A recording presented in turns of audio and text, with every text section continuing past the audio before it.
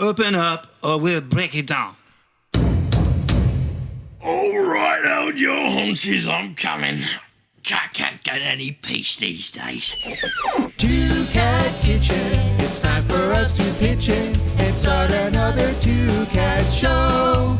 Down at the Two Cat Kitchen, we're starting on a mission to put you in the culinary know.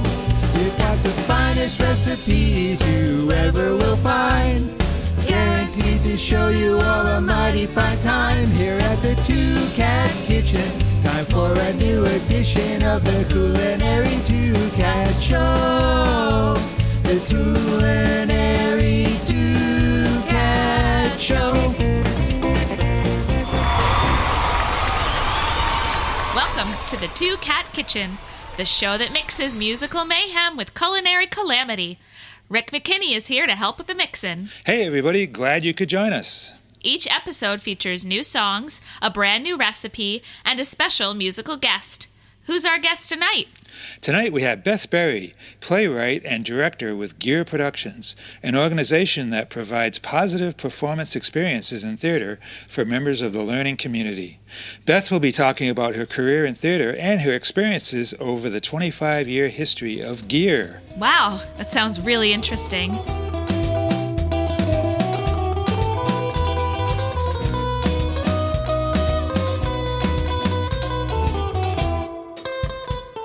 Tell me, what's up with the house band, the Coconotes, these days? They're working on their chops, hoping for a big break. Oh. Meanwhile, they're providing the backup for a few of Beth's songs from Gear shows over the years that we're including in the episode. Okay, so we'll hear from them later in the program. But now let's head on down to Studio B, where tonight's guest is standing by.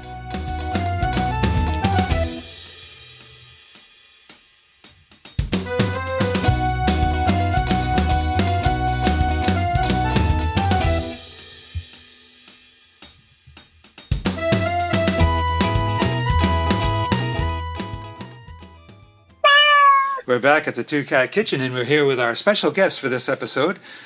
It's Beth Berry. Beth is a teaching artist and the artistic director of Gear Productions, which we're going to hear about in just a few minutes. But we're going to start off talking about, Beth, how did you get interested in the theater arts, which is kind of your thing, I guess? It is. I went to my first live theatrical production when I was 4.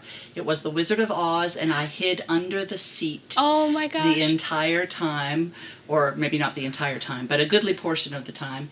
Then my second production was Pinocchio, and I liked it a little bit better. And then I was involved in children's theater, and then I went to see Wait Until Dark, which is a murder mystery thriller. It's a wonderful show if you've never seen it, but it was the first time I'd ever seen anything that was dramatic on the stage, and I was just enthralled, and I wanted to go to New York and be a Broadway actress, and I was going to go. So I went to a small liberal arts college and majored in fine arts theater. I did I did children's theater, of course, in the community before I went to college. We didn't have any theater in my high school, no theater in school. Oh, wow. And where I grew up. Did a couple of summers of summer stock, did some regional auditions, and realized I didn't have a thick enough skin to deal with all the rejection of being a professional actor. Probably wasn't good enough either, but So when you went to college, did you went as a theater major? Yeah. And I worked 2 summers at summer stock. Our college was a work college, so that everyone there worked 15 hours a week, doing all the things that were to be done at the college. From mowing the grass to, I started in the kitchen, all the bookkeeping, all the janitorial work, all done by students. Oh, wow. And so I was fortunate to move from the cafeteria my freshman year to the theater department, where I sewed and hung lights, and that's began my life as a jack of all trades, master of none. And that's really how I've continued my whole life, is just knowing a little about a lot of things. So, and again, this is my lack of knowledge in this, but so you didn't have to like audition or anything to get into a program at your college? No. Well, I mean, you Oh, audition for individual shows, of course. Yeah, right. But are there some college programs where you do have to do that? Did you have to do that? Yes. So when you were applying to the college of choice, you would then schedule an audition. Oh, okay. Yeah. Yep. Okay. Mine was just a basic liberal arts college. Okay. You know, you applied and got in, and they had a fine arts theater major, or you could do fine arts visual arts or fine arts music. Yeah. So That's fantastic. Yeah. So that was kind of your beginning. that was my beginning. Yeah. And Do you again, have a favorite show from that time? we did Threepenny Opera. Oh, nice. And I got to play Lucy. I was in a bunch of shows as a background person. My freshman year, I was in Our Town, and I wore a dress made out of this brown upholstery material, and I was so nondescript that a friend came up to me and said that I should go see Our Town because it was really good. Oh, wow. And I was in it the whole time. That's how nondescript. Then my second show there was Equus. And I played a horse in a costume made out of the same brown upholstery material as my Our Town dress. Yeah. So when we finally got wow. around to Threepenny Opera, I played Lucy Brown, and I had a beautiful red velvet dress, and I was Nice. the character's quite pregnant when she comes on and she turns sideways, so you get a good laugh. Right. And so that's probably the most memorable show that I did there. Yeah. And so they have opportunities for all the students to participate in. Right. Yeah. At It was least because it was accomplish- not a arts school. Yeah. So then we had, people came with talent, and a young man who came to audition for Godspell, I think was his first one, maybe Rosencrantz and Guildenstern Are Dead, is now a professional Shakespearean actor. He was a chemistry wow. major. Wow. He came and just auditioned because somebody said you should come. Right. And he works all over the United States in different Shakespeare festivals now. That's so cool. So it's you never know when that Right. bug is going to bite. Yeah. Wow. So Yeah, then and so in addition to, like, when you go to college for something like theater, in addition to theater, you take other classes too? Is it just like everybody else, right? Yeah. I think it depends on the program, but Yeah. unless like if you're at a conservatory, I think Right. that you're just studying, but for general right, college, yeah. Yeah. basic liberal arts education, and then 2 summers while I was in college, I went to regional auditions and worked summer stock in a theater in Tennessee that was run by Paul and Mary Crabtree.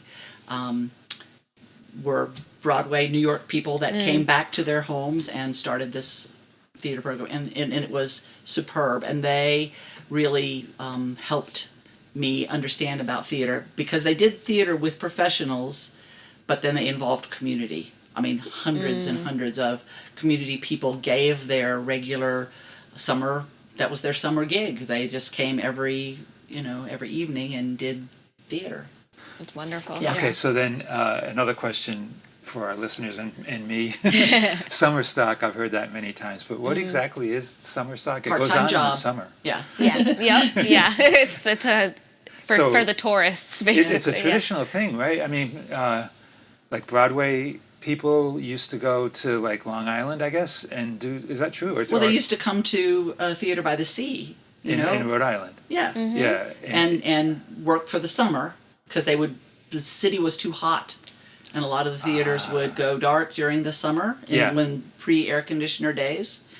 Marlon Brando stayed at the Hale House on Route 1, that historic building on Route 1. Marlon Brando was summer stock at Theater by the Sea, and he lived. That was the digs for the actors, the summer actors, Wow. before it was restored as a historical monument. That's cool. Wow. Yeah. So that's again, and that tradition kind of continues, and Very much so. Yeah. yeah, that's really interesting. And So, all right, so you made your way through college and did some productions, it sounds like. Were you mostly interested in acting still at that time, or were you picking up other... All things, because you Okay. had to be on the cruise, so you had to learn lighting, and you had to learn... we didn't do so much with sound. It was mostly non-amplified, back Yeah. in the good old days, Yeah. where you had to project to the back of the house. Right. Yeah. Yeah, I don't think Yeah. anybody wore... I never dealt with a lav in my entire... I think some of the leads had them in summer stock and when we were doing that, but most of us were just yelling. That's interesting. Yeah. So, all right, and then we'll fast forward a bit, and actually we're going to take a quick break here on the Two Cat Kitchen. We'll be right back. All right.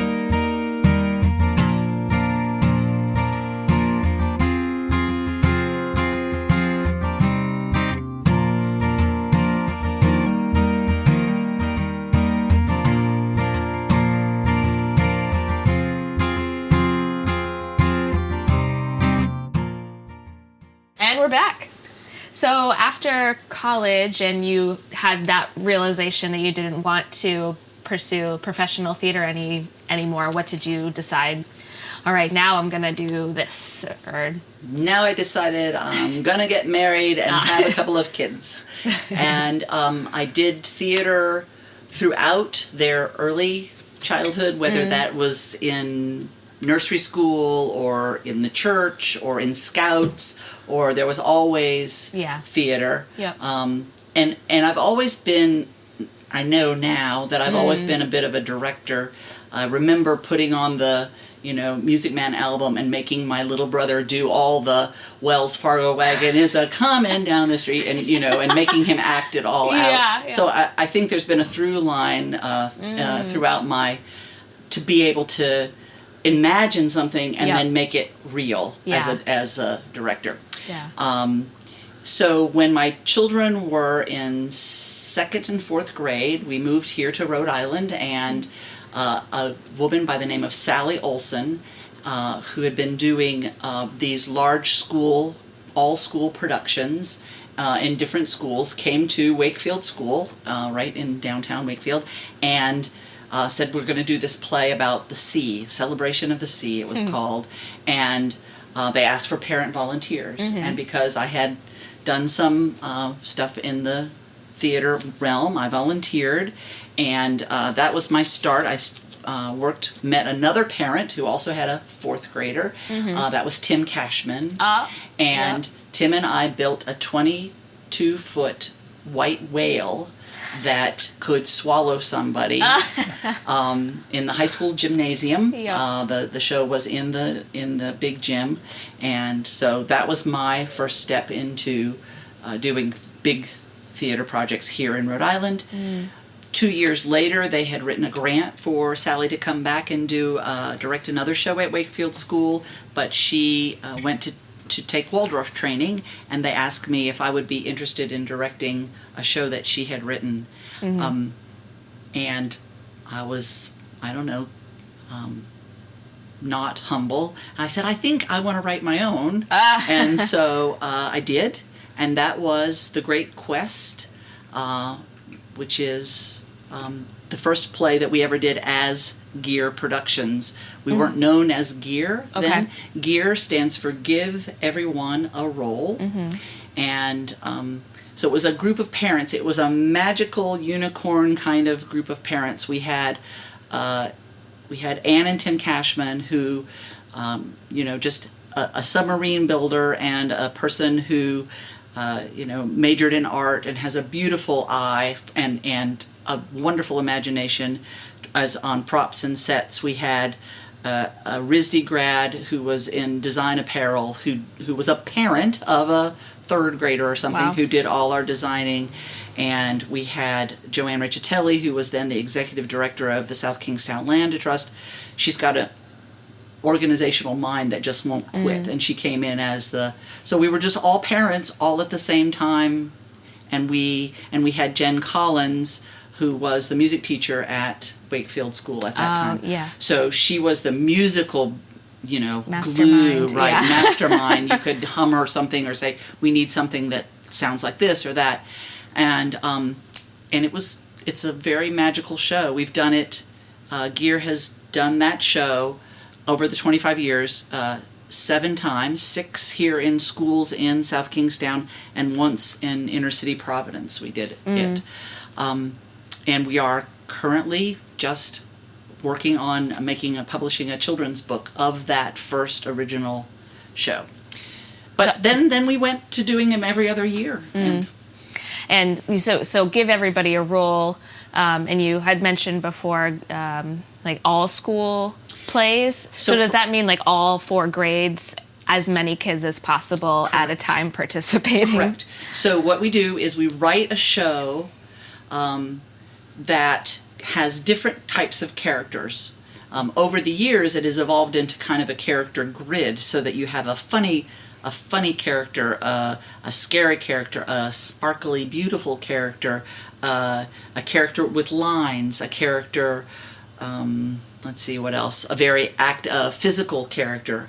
And those are all big parts where there can be 10 of this and 10 of this and 10 of this. And then we hire either a college person or sometimes professional actors that come in, and they're the connecting tissue, because each student, they cast themselves, we tell them the story, they tell us what they want to be, and they never are wrong. Yep. Yeah. Right? Yeah. And then they practice with me an hour to 45 minutes a week. So the entire rehearsal period for any single student is 8 hours. Wow. And then we put all those little pieces together in one big story with this adult actor or actors that tie it all together. So I just added up how many children have been in The Great Quest, and it's 1,244 children, this is just the children, have been in that particular show that we've done. Then we moved on to a show about the water cycle, a show about recycling, a show about books called The Day That the Librarian Checked Out. It was overdue, the day the librarian overdue, the day the librarian checked out. That was a really very prop heavy one, because we went in and out of all different genre of books. Yeah. Wow. Yeah.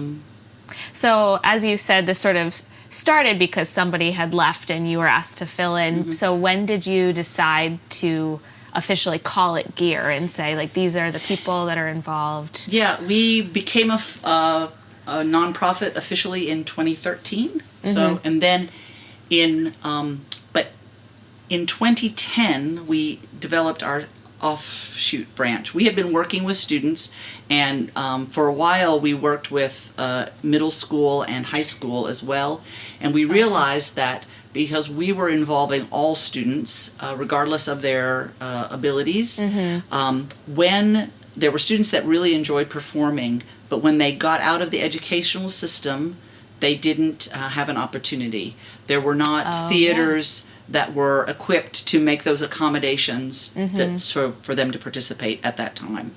And I actually heard from a college classmate in Iowa that he was doing these all-ability plays. And I approached the board of Contemporary Theater Company and said, do you want to join up and do this? And that was in 2010. We did an original version of Alice's Adventures in Wonderland, and to great success. And we've been doing a production every year after that since then, that's focused on open to the community, regardless of your ability or need for support for a disability. And except for COVID, we've done one every year. Yeah. So. Awesome. Yeah, that's really phenomenal. And those productions, I've sort of been involved in them a little bit lately. I guess maybe not since the beginning, I don't think. But anyway, they're the most uplifting things ever, I think. Because, like you say, everybody can take part. Yeah. Yeah. Regardless of their ability and just to be able to experience some of the joy that those people have from being able to take part in something like that they wouldn't normally have the opportunity for is just really incredible. Yeah, there's a real hunger for it. We have people coming from Middletown and Providence to participate here in South County, coming, Wow. because there are just not as many opportunities for that kind of productions. Yeah, and that's really great. The other thing I had a question about, and I wanted to ask you about a little bit, is that you write the plays that Gear does, and you've I don't know if we mentioned this or not, but you mentioned The Great Quest and a few of the other shows, but you've written quite a number of shows for Gear over the years. How do you approach writing them? Again, I've been kind of involved in some of them, and I'm always incredibly impressed by the actual play itself, and because they all have like a story, they all have like a redeeming message, but they also have all these really great, like entertaining parts to them. And I think I heard you mention once that like a particular scene that I liked, and you said, "Oh yeah, that's the so-and-so stock thing that everybody does." Do you get a lot of you know what I mean? I don't know, like a gag or something that's been around in theater for a long time. So what I'm wondering is does your theater training help with that kind of writing those Probably things? by osmosis, but not by any. I'm looking it up to put in this. Okay. The Stanislavski method of whatever. Oh, okay. But what I mean is, like, there are certain things that have always been part of. Tropes. Yeah, is that what they call them? Tropes. Tropes and caricatures, I guess. Do you actually learn those in theater school, or do you just pick them up? There is a word, commedia dell'arte is what comes to mind. Yeah. Is some of the original, like, stock, I don't think stock is the correct word, but those character tropes that have existed forever. So you always have that jester character that makes a fool of themselves. The sophomore, the wise fool. Yes. And the flawed hero that has hubris and and it's their rogue, pride is gonna and the ingenue and the there's but I probably did study those 40 years ago when I was in college, but and they're probably like but every movie you watch, every show you go to see just reiterates that.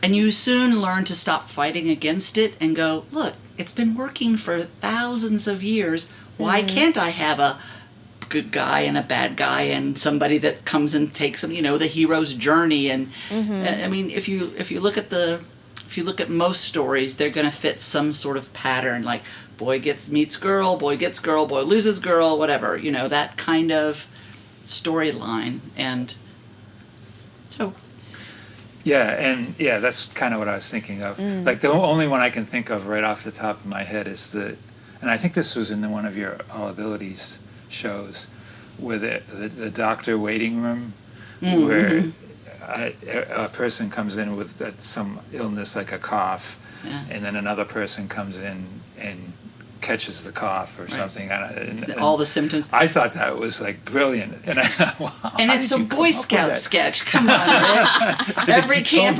camper's ever done summer camp sketches. Yeah, That's fun. So that's another thing. I think that's fantastic that you use stuff like that, because that makes it so much more accessible to people. And even in the audience, I think people love that stuff. Yeah. I mean, I love it. So.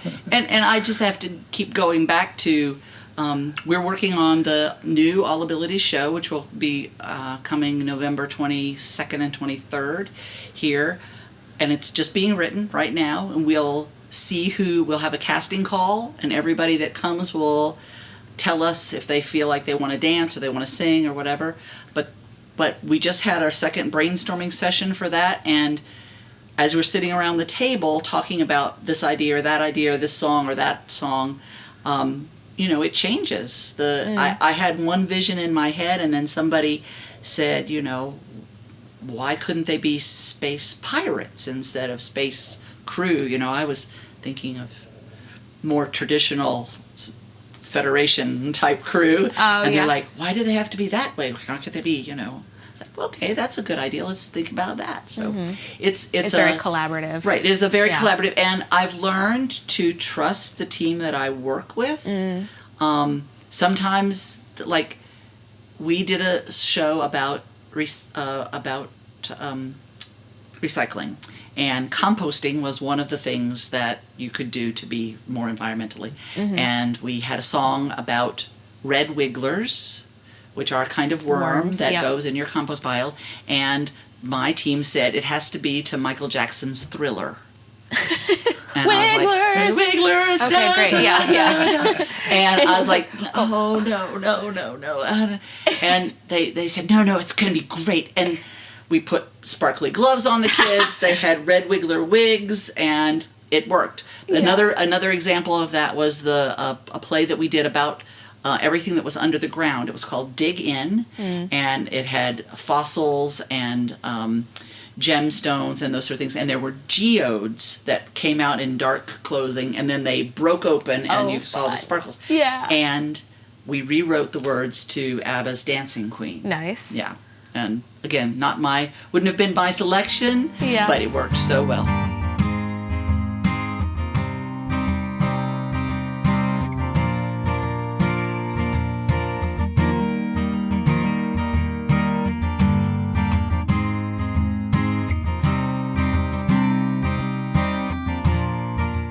I think we're going to take this opportunity to hear our first song of the episode.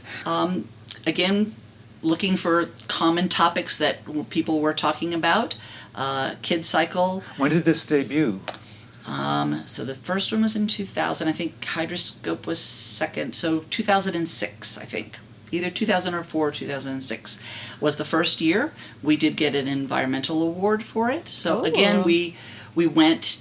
the team went to tour the Resource Recovery Center, and we went to learn about what they wanted us to know about recycling and how we wanted to improve that. We got they provided, this is before the town provided recycling containers, so they provided two recycling containers, because we were still sorting in blue and green at that point, to every family in the school that was part of that. They came in stacks and stacks and delivered them to us. That's so cool. But interestingly, when I wrote the play, we sang a song what was based on the Fred Astaire classic Top Hat, putting on my top hat. And it was about taking the tops off your soda bottles when you recycle them. Right? So tops off, you gotta take the tops off.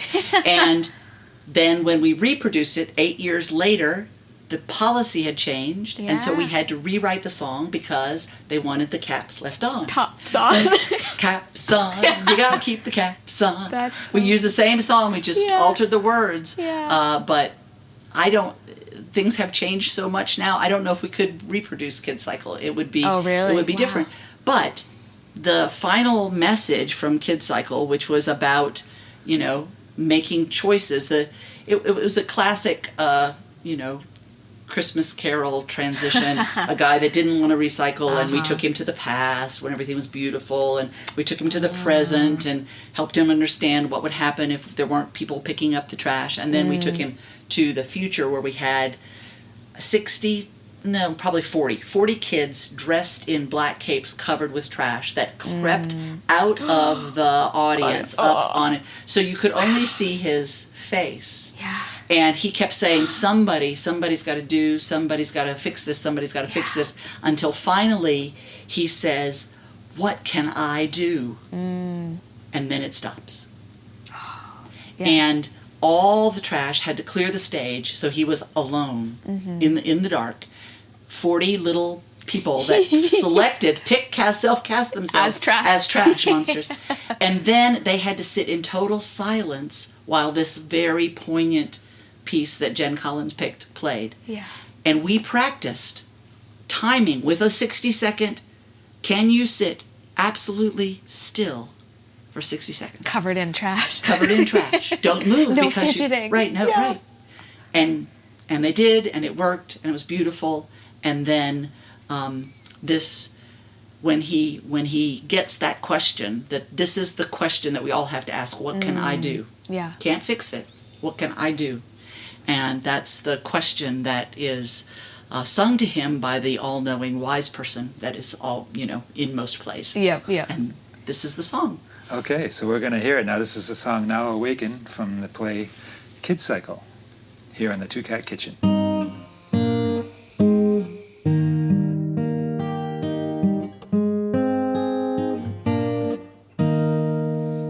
Now awaken from your slumber, for the time is growing near. Fear and hope crest the horizon, and for this we've gathered here. In your hands you hold the future. There are choices to be made. Find your place in the solution. Different paths before you lay. Take the time to listen closely to the story that we tell. You will find in it some answers and a question there as well. For each pebble in the water causes ripples to the shore, and one person's understanding has changed the world before. In your hands you hold the future. There are choices to be made. Find your place in the solution. Different paths before you lay.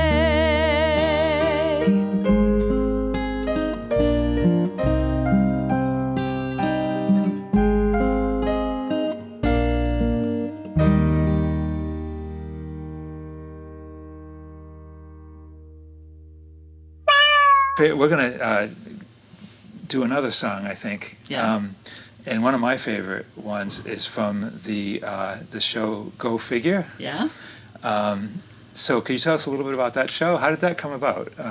Again, I will continue to say that I know a little about a lot of things. And so when I get a theme for a gear show, it's not that I already know what the content of that's going to be. Do you come up with a theme, or Usually we say, why don't we do one about bugs, or why don't we do one about recycling? But then you have to go research it so that you're not producing something that is not accurate. Go Figure was a show about math, and you think that you should be able to explain elementary math, but the vocabulary for elementary math has changed extremely since I was in school, even since my children, who are now in their 30s, were in school. And so I had to go back to school to learn the right vocabulary to put into the songs, to talk about what different deconstructing. We don't borrow anymore from things. Really? Yeah. There's all sorts of different ways about taking numbers apart. And so it's all going back to the sources that the kids are using currently in the school system, so that it fits, so that it will not contradict.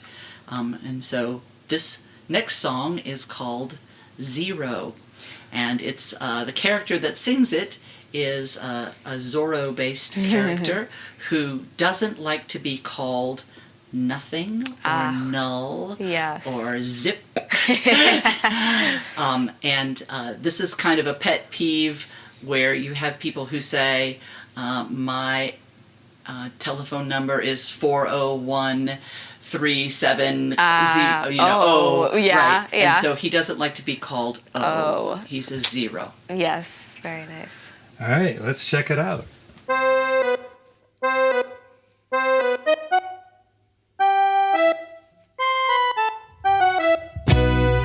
This number comes before the 1. This number says that there are none. This number can be lots of fun. You've heard his name somewhere before. 0. This number helps to save a space in ones or tens or hundreds place. The value grows when ten's your base. Each time you write him at the end, 0.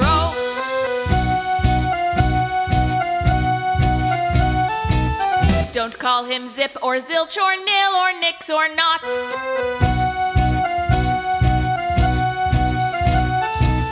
You shouldn't say he's not a null or diddly squat.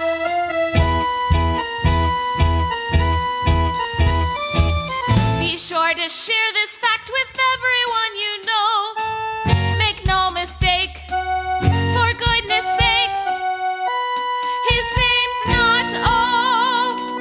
He has a secret place to live, not positive or negative. I know you'll be appreciative for this heroic numeral 0.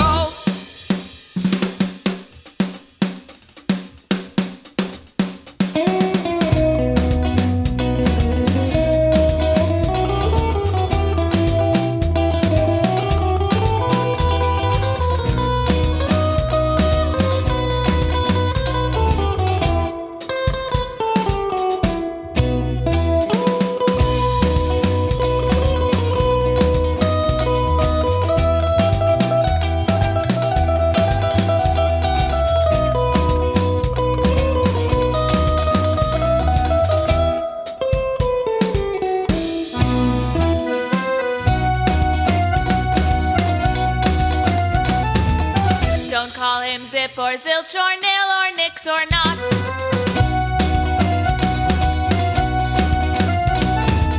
You shouldn't say he's not a null or diddly squat.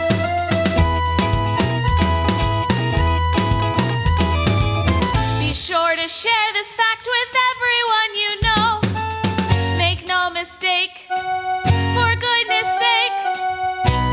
His name's not O. He has a secret place to live, not positive or negative. I know you'll be appreciative for this heroic numeral 0. Wonderful. So Gear is celebrating a pretty big anniversary this year, huh? 25 years we've been Wow. doing this. And 15 years with our All Abilities. Did anybody that was in your productions as like an elementary school end up doing some of the adult roles at all? Yeah, I don't think, yes, we have had. Now, I take absolutely no credit for this young man's success, but Andrew Burnap was in a play that we did called Art Wise when he was in middle school that was about the history of art. He was in the Harlem Renaissance swing dancing play section of that. And then he came back and played the lead in Knowing Home. He was the original lead. That was a story about a person who lives in Matunic, and Andrew is from Matunic, who gets washed out to sea and comes back and has to work his way through Matunic history. He thinks he lives in a dull, boring place. And he works his way through Matunic history from the Narragansetts to the Hale House, which is why I know that about Marlon Brando, to Theater by the Sea, and he finally catches a lift home with a fishing vessel and we have an original song that Paul Colombino, one of our very talented musicians from South County and former music teacher in the school system, wrote the music.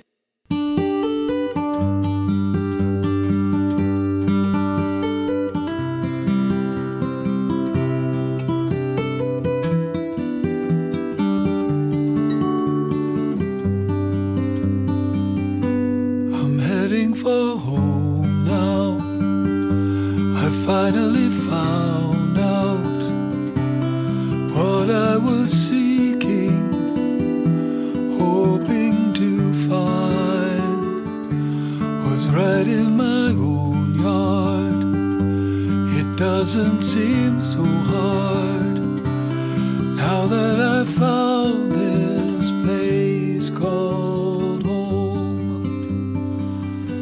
The answer is clear now.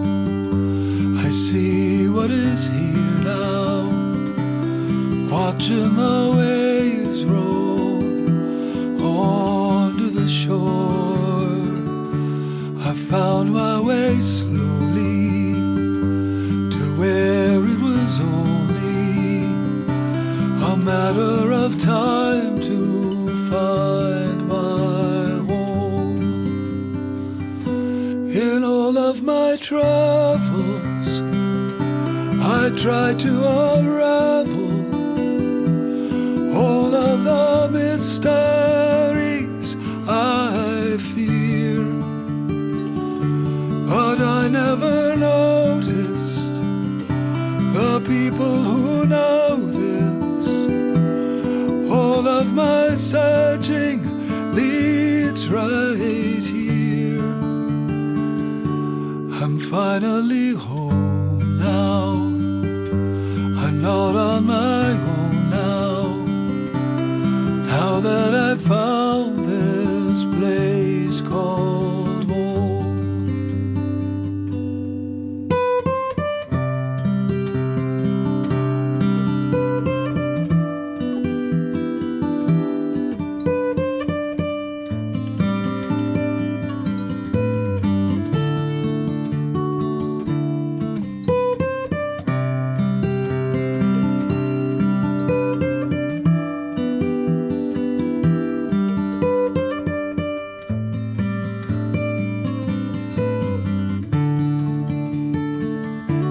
I'm finally home now. I'm not on my own now. Now that I found this place called home. Now that I found this place called home. Now that I found this place called home.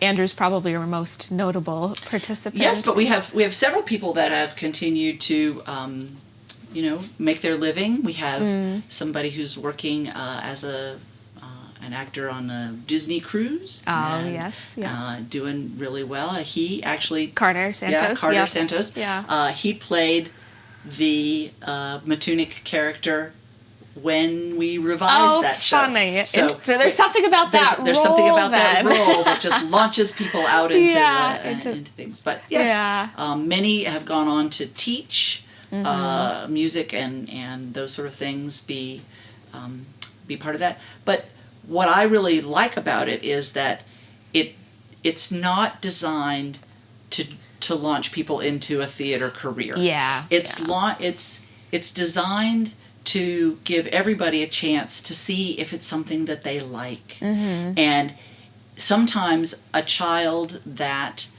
or an adult that thought, this is not for me, because it's low risk, because you can tell me what part you want and you get it. Yeah. Then they succeed. Yeah. And they'll know what it's like to be a part of something really big. It's not unlike being on an athletic team or other things where you are part of something that's really big and it's going to make something really successful. Yeah. Something delicious, something nutritious, something that's wonderful, please save me a bite. Something that's crunchy, something that's crumbly, something delectable, please save me a bite. Nothing's too gross, ugh. Nothing's a dud. Ooh. Bring on the pizza, pasta, and spuds. Throw out your fast food, try something brand new, something you may not think you'd like. What's that you're eating? Save me a bite. Something that's healthy, carrots and celery. A hidden superhero, save me a bite. Something that lasts long, something that goes wrong. Something that's sugar-coated, save me a bite. Maybe with mold, maybe it's raw. We'll have some choices you never saw. Don't lose your temper, always remember, throwing your food is impolite. If it's not your favorite, save me a bite.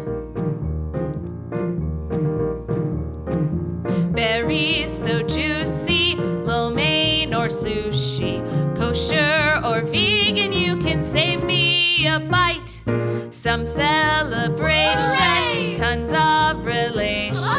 Must be a holiday, so save me a bite. It's time to start. Prepare to depart. Choose from the menu or a la carte, like bees to a flower for the next hour. Come join our fantasy of flight. If you're not too hungry, save me a bite.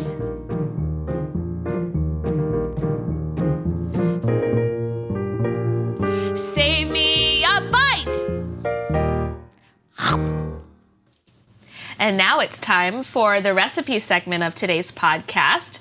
And you've brought us chocolate biscuit, which is a 3-layer Swedish cookie. It's very delicious. So what made you choose this recipe? Well, when Rick first asked me and said we do this culinary music show, I was like, oh, what do I do? And just my cooking style is a lot like my playwriting style. I know a little bit about a lot. I thought my vegetarian haggis, my kimchi hash, my sweet southern pimento cheese, my Greek spanakopita, but I'm really not an expert in any of those things. I just like to cook, and I like to experiment with different things.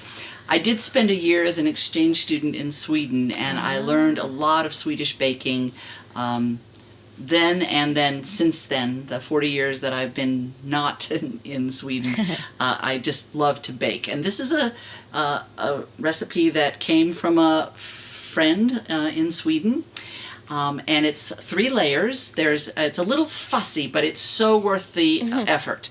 And it's summertime now, but it's basically a wintertime cookie because it's so rich. You take 14 ounces of almond paste. Very important to get almond paste, not marzipan. Marzipan has more sugar in it. Almond paste has more nuts in it. So you'll find 2 different tubes. They're usually side by side in the grocery store. You want the almond paste. No marzipan for this No one. marzipan.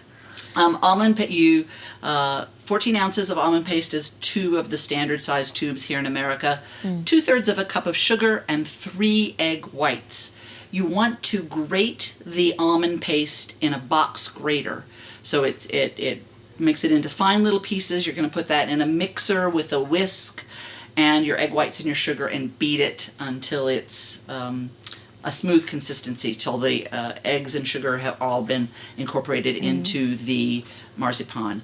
Then I scoop it out with you want a teaspoon size scoop onto parchment paper, and you have to let it dry for 30 minutes at room temperature to kind of just develop a little crust. This is pretty typical for almond macaroons. They often have to air dry.